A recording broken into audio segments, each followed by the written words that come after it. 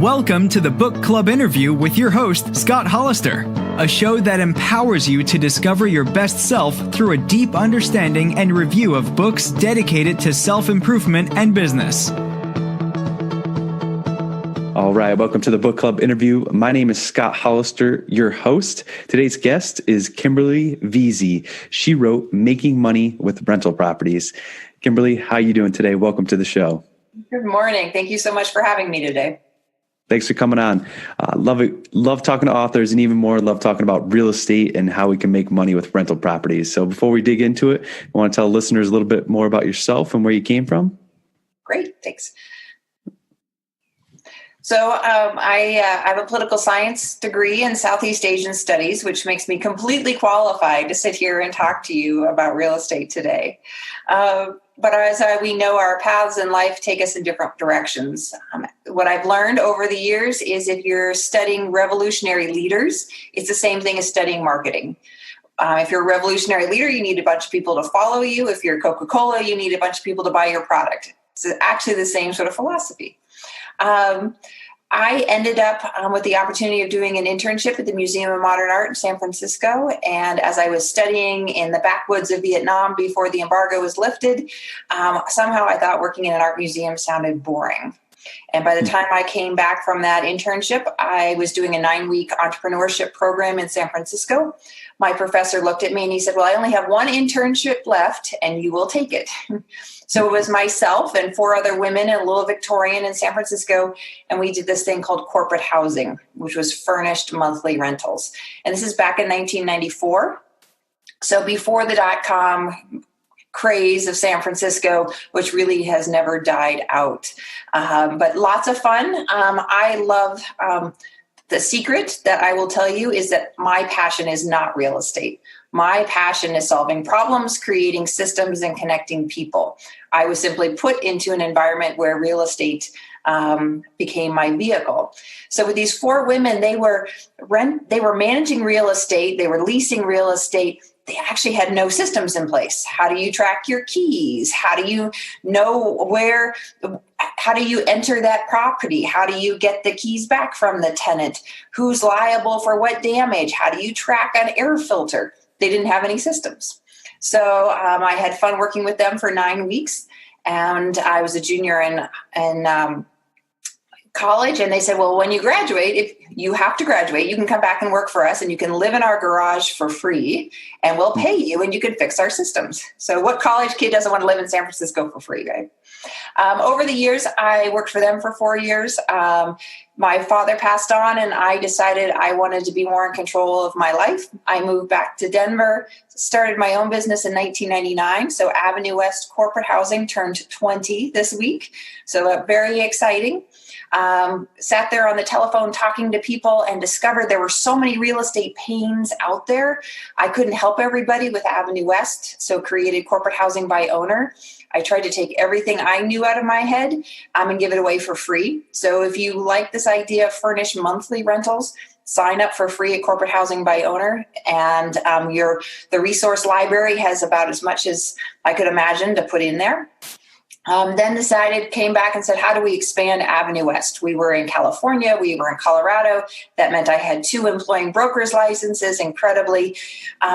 Spent a lot of time taking tests. It's also not my favorite. As a teacher, you can probably relate to that. And decided there was a need, and how do we expand that need? We created a franchise program with AvenueWest. So now it's AvenueWest Global Franchise. Today, it's in 2 countries, the United States and Canada. I've sold the company, and I just get to be business development and talk to people about furnished monthly rentals.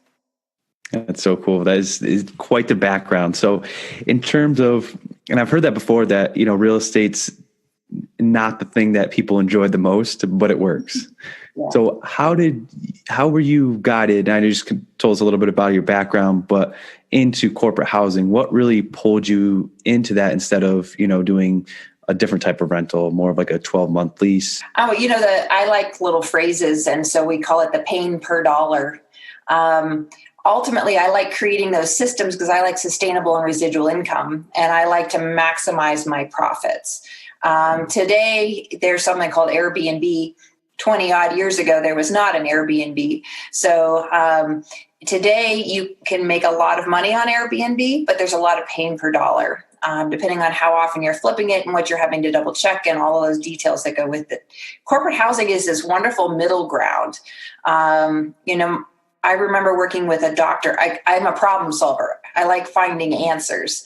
So 2 stories, because that's what I like to do. So my first story is Dr. Braverman was an older doctor in San Francisco, and he says, I really want to go volunteer in Africa. Can you help me? I've got this house in San Francisco, and maybe I could rent it for the summer so I could help pay for my trip to Africa. And we looked at the whole thing. And first of all, he had no mortgage left on his house, so he wasn't getting a tax credit. Then what are the different possibilities? The short answer is yes, I can find someone for 3 months to rent your house in San Francisco. That's what I do.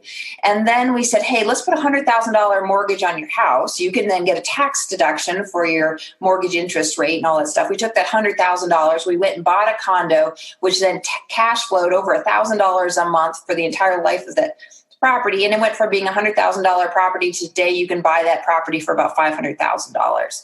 So a great win-win. It just solved problems.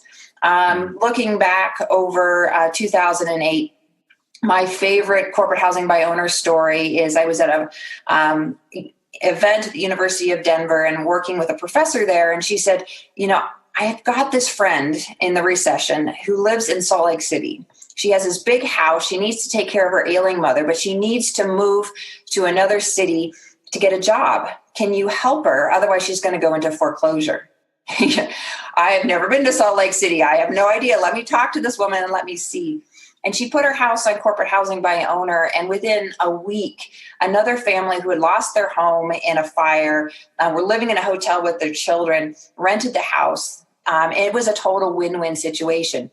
So it's corporate housing found me. I didn't find it, but it's been a great solution for a lot of people. And we'll talk about, you had some wonderful questions. We'll talk about some of the things that real estate investors can do to be more savvy and all of those great things. But what I love about real estate is you sort of think about it as like a toolbox. Whether it's an unfurnished rental, whether it's a fix and flip, whether it's vacation rental, those are all different ways to deal with rental property. And then also, what are the solutions? Real estate, for some people, they'll never see Social Security. So how do they set up that sustainable and residual income moving forward? The real estate is the only way I've learned to trust the ability to do that. And so we just keep going with that. Corporate housing, there's about 4 different kinds of tenants. The type of tenant you get off of Airbnb pays one rate. As you work your way up the food chain in true business travel, businesses will pay significantly more than even what you're getting on Airbnb for monthly rentals. Yeah. That's amazing. I love how you keep coming at it from a problem-solving standpoint.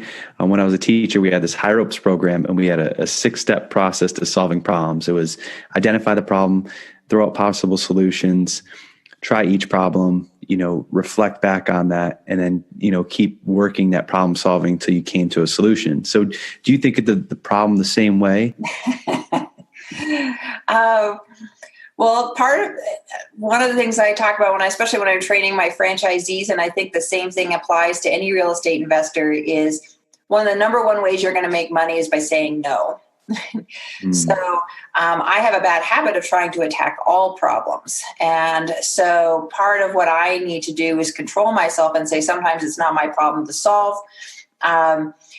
People, again, when I got involved in this business, there was no such thing as the internet as far as the way we interact with the internet today. So attacking a problem, I start with data. And I think any savvy real estate investor should. If I'm going to a new city, I literally get in a car and I drive up and down every street until I get to know the grid in which I'm going to be operating.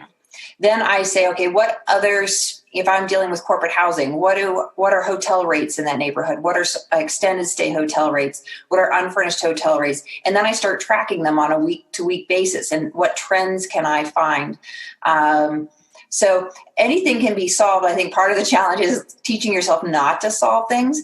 And once you start feeling success in real estate, part of the challenge is to say, hey, stop and breathe. why am I investing in this real estate? Is it going to, if my bigger thought process is to have a happy life with my children, if I'm buying a new property, is it actually going to take away from the time that I spend with my children? And so you have to think about that. I don't have I write things down a lot. I also have a book that I write things down on that I can put back on the shelf. And so that means I don't have to do that right then, but maybe someday in the future, I can take that book back off my shelf and attack it. I don't have that 6-step program, but I do always start with data. Well, that's great. No, it's awesome. Anytime I can hear, someone else and what they're doing, and I'm like, oh, I could steal that idea. It's great. So a little sidestep of a question. So what's it like pairing up with, the brand Idiot's Guides and being able to write that book? I mean, that is a very well-known publisher and brand. And, did you have the flexibility of being an author and having your own voice throughout the process? A combination of a lot of things. The first and most important thing is if you have siblings and you are writing an idiot's guide, you will never live it down. My little brother loves to say, now it's official, I'm a complete idiot. Coming out of the recession, I so wanted to create a what if real estate book. I had helped out with another idiot's guide book. And I took the agent that we had used on that book, and I put together a book proposal. And I said, I want to write a real estate book that you can buy at Starbucks, because I feel like too often people stumble into real estate. They're not always strategic about it. I think one of the things I've learned over the last 25 years in this industry, I took for granted that investing in residential real estate was the norm, and it's not. And there's still sort of these dicey programs that people can get involved in that aren't really the right investments for them to get into. But I said, at any point in people's time, life changes. There may be a death or a divorce or a job relocation or extra children or less children. I end up with a piece of real estate. What are my options? And so I said, let's write a what if real estate book. We shopped it around, and coming out of the recession, the publishers all looked at me and they said, well, that's silly. Who wants a real estate book? And then actually about a year or two later, Idiot's Guide came back and said, we have that book proposal. We don't want you to write that. Will you write this? And for me, I really felt it was a great opportunity to take the stuff out of my head and share it. There is a lot of structure with the Idiot's Guide, but they let me put my own, as far as the structure of the book, and say, this is how I want you to think about real estate. I want you to think about yourself before you think about the real estate, because I think that's really important.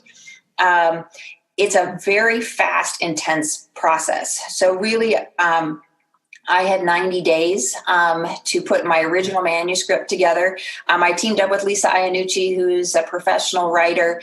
Originally, she's like, well, you take 60% of the proceeds and I'll take 40% of the proceeds. And I'm like, oh, no, that's way too much responsibility for me. We'll do it as a 50-50. And so I just sat down and I said, what was my motivation? And I wanted to give as much detail as I could to help other people. And so I had to believe that the book would unfold as it should. I just sat there for 90 days and I typed nonstop. I handed it off to Lisa and she made it sound good within the Idiot's Guide structure. So they want certain call outs and certain structures. We handed it to them. Their editors went all the way through it. We had one opportunity to look at their edits and give our edits back. And then literally it was on the bookshelf within 90 days after that. So for all of those authors who suffer forever, the crazy part of this is, within 6 months from start to, you could buy thousands of copies, and it's designed to be sold around the world. So anything that was sort of more US focused, they tried to take out. That was the crazy part. Oh, that's unreal. I can't even imagine. Were you able to do anything else for that 90 days or just typing? I spent mostly just typing. Yeah, okay. It's fun. It was sort of like a cleanse, Yeah. After 20 years in the industry, then you just get to share it. So that's the fun part. Well, I mean, it's extremely detailed. So just being able to read the book and reflect back, and then being able to go through that writing process, it's just like short of amazing to be able to do that in 90 days. That's good. So, once you get into the book, you start, back with your first rental property back in, I think 95, you said. So it was a condo in San Francisco. So was it your goal to buy that as a rental property from the beginning? Originally, it was going to be my primary residence. So the answer was no. I'd been working with investors on buying real estate for about 12 months at that point. And the funny thing is, it took me 12 months to convince myself that, I should go do this too. And it's a doable thing. Then as we were going into the process, I'm like, I can continue to live in the garage for free for a little bit longer. And probably within 6 to 12 months, I was able to buy my second condo as a result of that, and then buy my third condo as a result of that. And then within 24 months, I bought my first house for $550,000. So my willingness to sacrifice a little bit longer on my primary residence and turn that first one into an investment property allowed me to accumulate 4 pieces of property over 2 years. So, but 400 square feet. If you think back 20 years ago, micro units were not that popular. You ask one of the things, what's the best advice? That unit is a perfect example, which is the least expensive thing in the right neighborhood. And I could have asked I'd like to think I was really, really smart, but part of it is being in the right place at the right time and listening to the data around you that tells you it's going to work. Yeah, buying the dog on the block. I was just talking with another author, and that was one of his pieces of advice. I think he got it from Nickerson's book, How I Turned $1,000 into Multi-Million. I'm going to butcher the title. It's over there. But that's great. And I love how you've been around for multiple cycles. That's a very important thing, is that wisdom and hindsight. So what was it weathering, that first real estate downturn, and I think you said you were building your new home at the same time? One of the things when you're building, whether it's a real estate portfolio or a business, and you worked really, really hard to grow it, sometimes you give yourself too much credit. You don't really appreciate the real estate cycle. So my first warning is right now, we are coming out of a 10-year real estate cycle that has been boom, boom, boom, boom.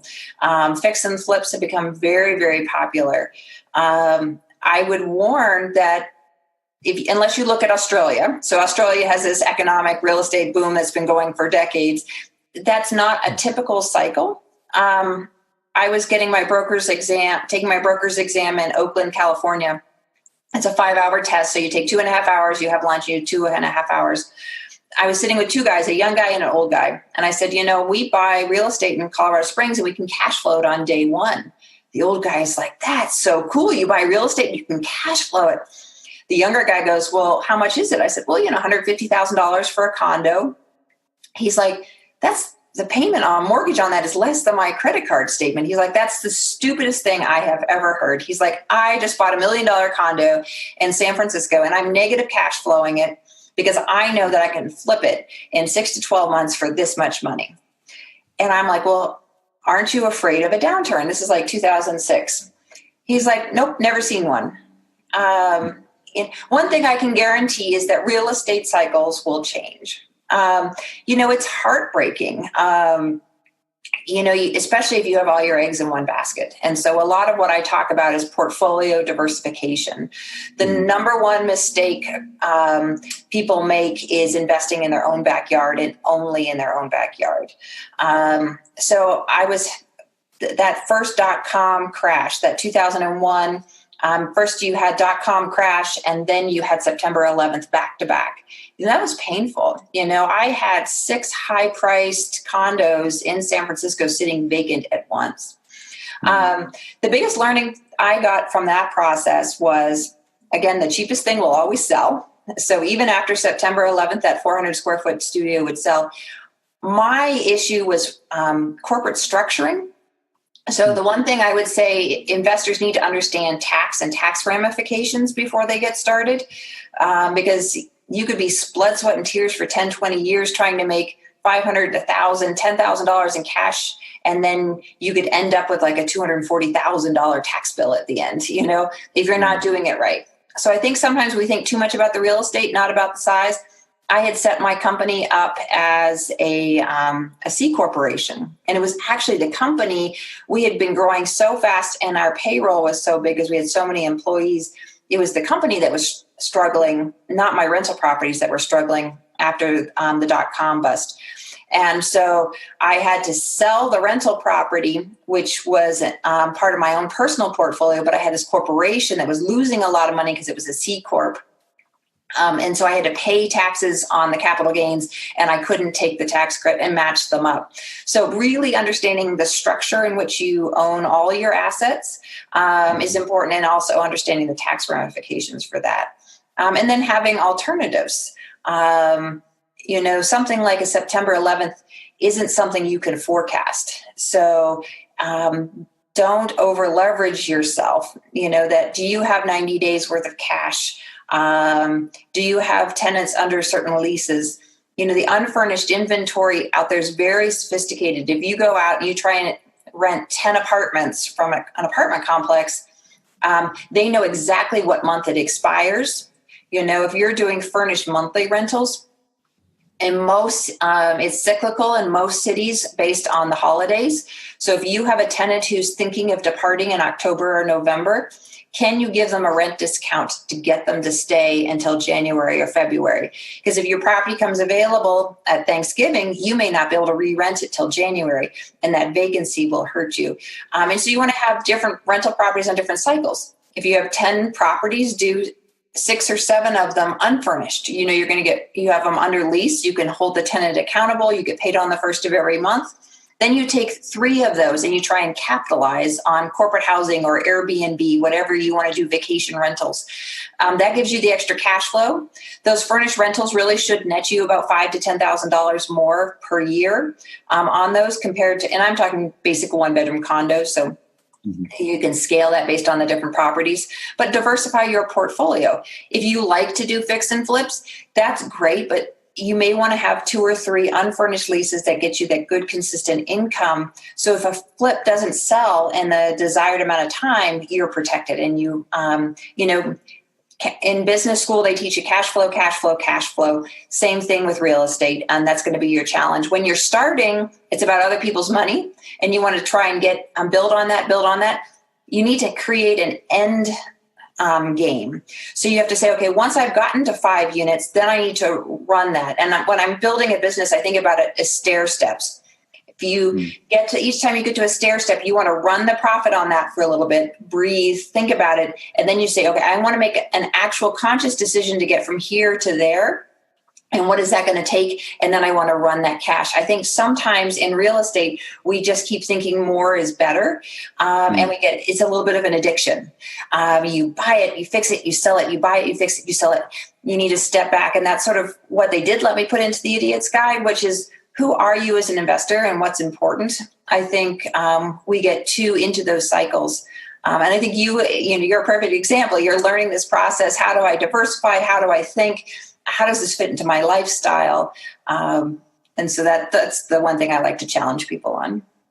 I love that the staircase is so simple, but yet taking that second to breathe, it's like, oh, just hit that stair. Nope.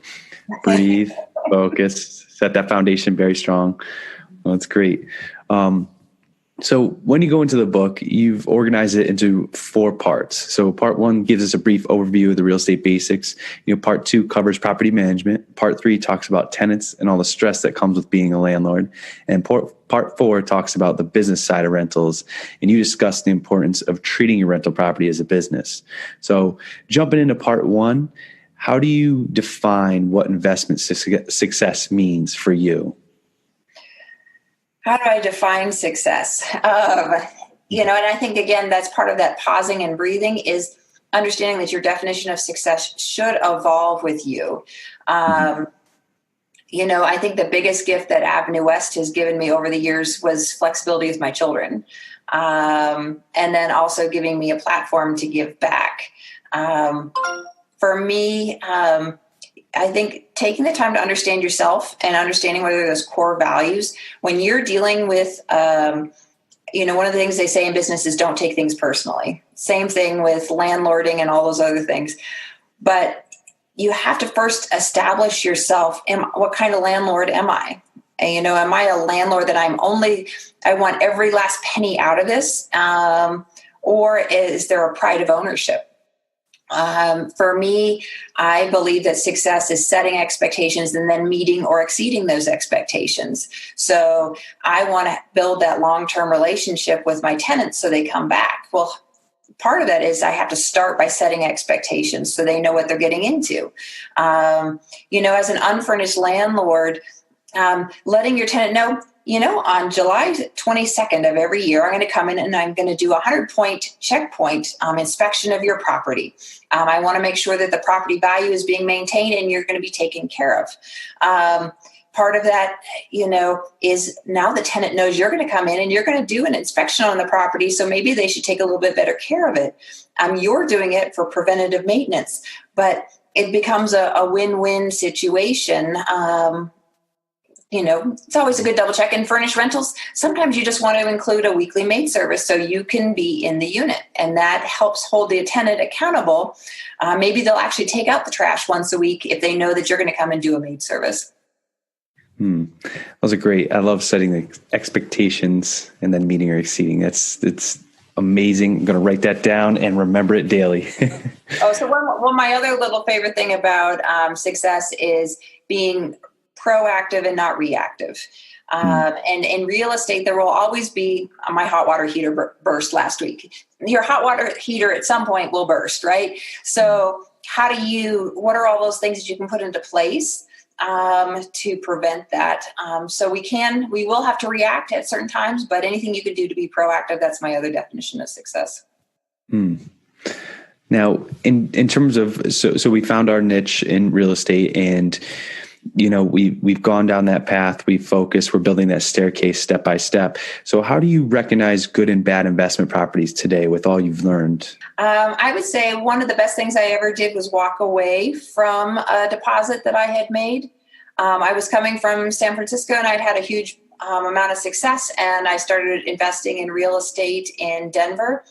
And I bought something that was under construction. And when I finally got to walk that property, I looked at it and I'm like, this is not the right property for me. In that case, I walked away from my security deposit, and it was probably the best thing I ever did. What told you to do that, though? In that case, it was a weird bedroom configuration that I couldn't put a king bed into. I hadn't visualized. So I would say in that case, taking the time to research developers. And if I'd done the research on that developer, there were a couple lawsuits that were against that particular developer. So when you're doing new construction, that's something to think about.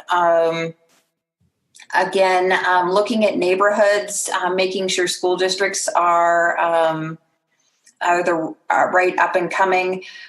My brother sold a house in St. Louis, moved away for 10 years, bought a property here in Colorado. It totally went up in value. 10 years later, he sold it, got a great amount of income out of his home, went back to St. Louis, bought the exact same house 10 years later for the same thing he had sold it for. So you need to understand the market dynamics. Assumptions are bad. Just because you've been successful in one area doesn't necessarily mean it goes into the next area. The one thing, know your options. Before you buy.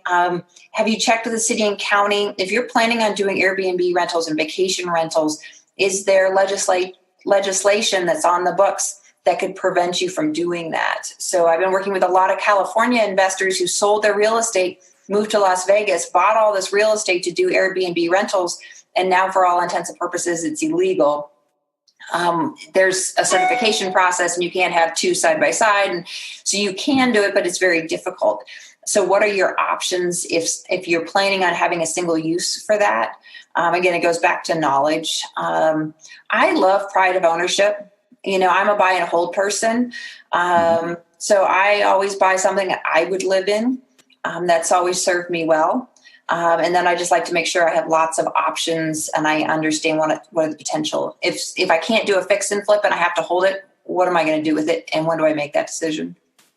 Yeah, I'm the same way. And sometimes I hear other people say otherwise, but I'm like, if I don't have a good feel from a property, like right, if you don't see yourself living there and if it's not a good quality place with pride of ownership, then, you might not squeeze every last penny out of it. But I think, tenants are going to stay longer. They're going to be happier, treat the place right.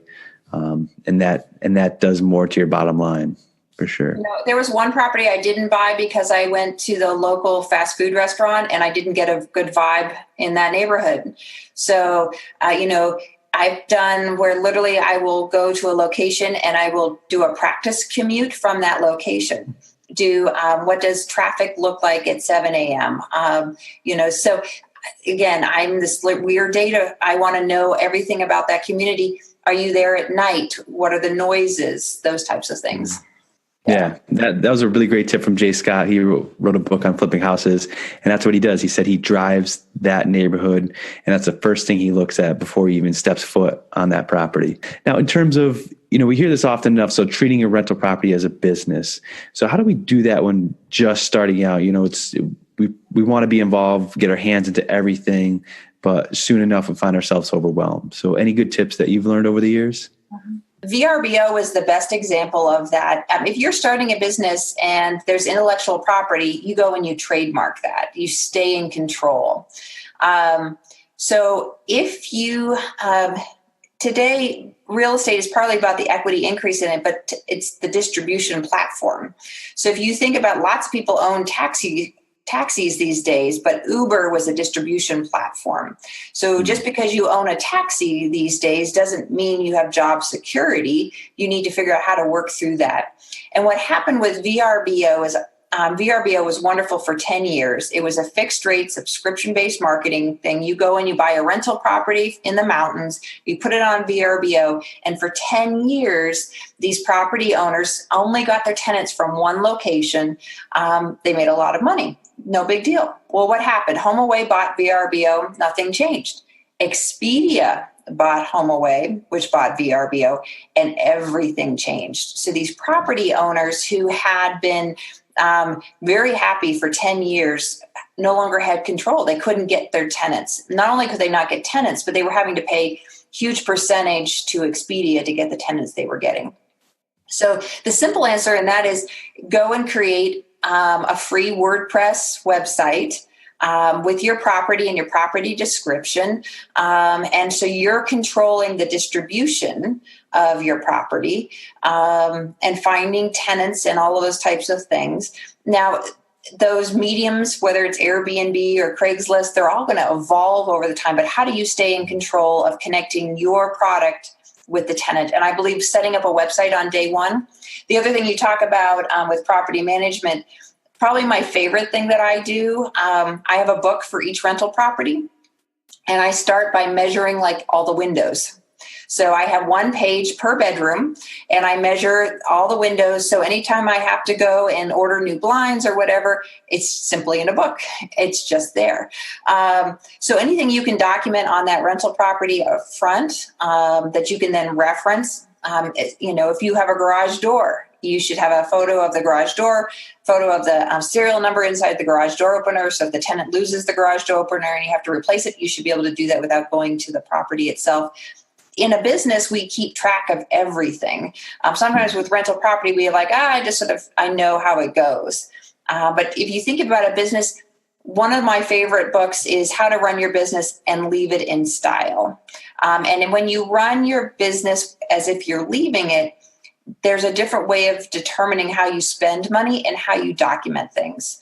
And so documentation, when property management counts for a lot, documentation and fix and flips, holding yourself accountable to your initial budget, not going over that budget. Those are all things that you would want to do. The other thing that is sort of interesting is if you're a business owner, your goal is to make zero taxable dollars. There's a lot of creative things that you can do in rental properties to keep your taxable dollars as small as possible. So work with your CPA, maybe in that first, maybe you want to do a 15-year mortgage. So you want that cash flow to be as small as possible.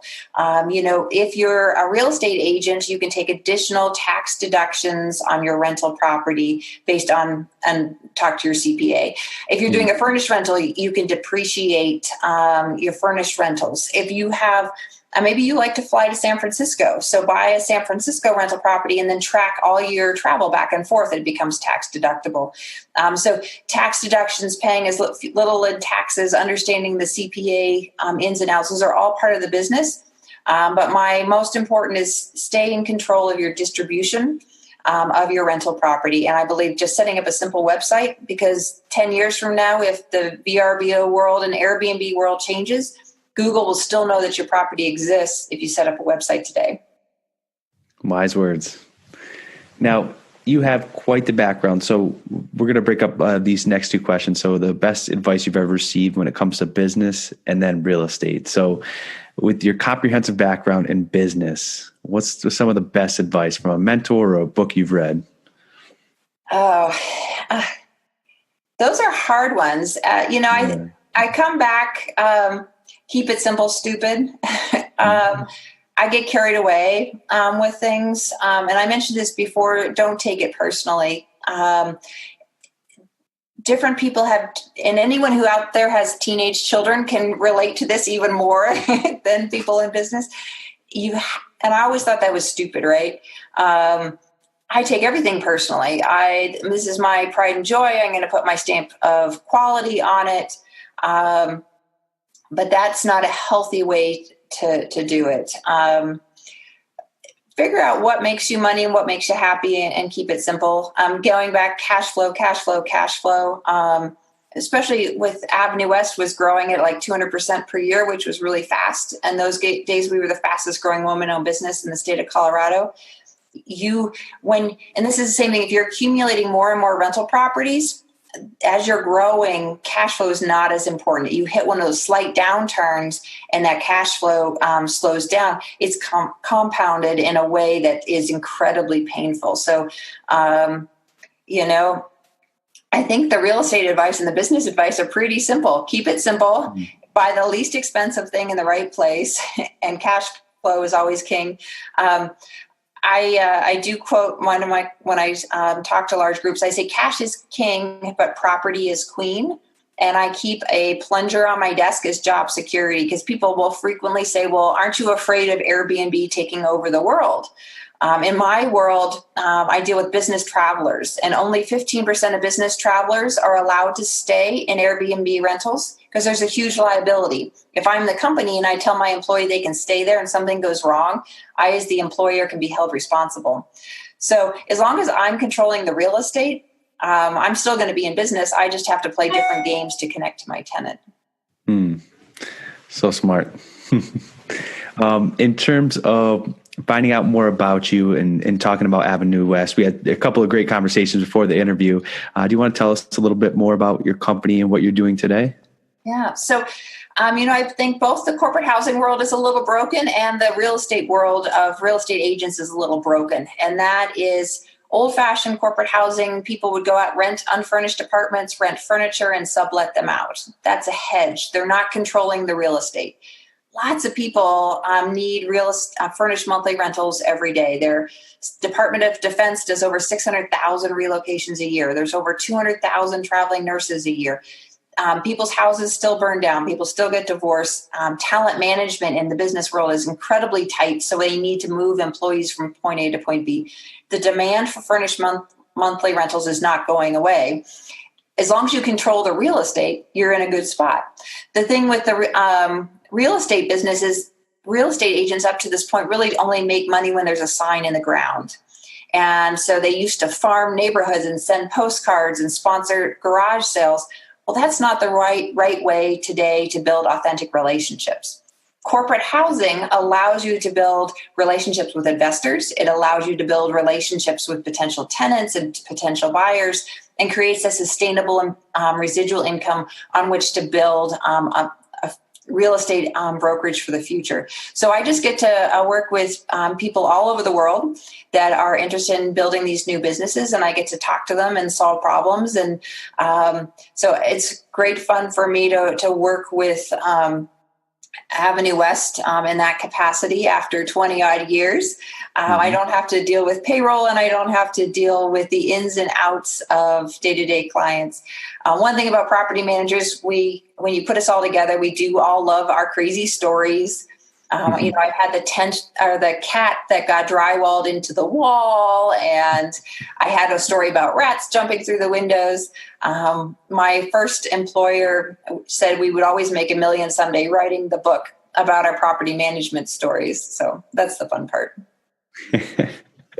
A cat getting drywall. That's an interesting one. I love it. All right. Well, before we wrap things up, best place to purchase your book? Sure. The first thing is, if you are a true investor, you can normally check the book out at the library. I love that. So the Idiot's Guide to have a wonderful distribution. So you can start at your local library, and you can buy it at Amazon.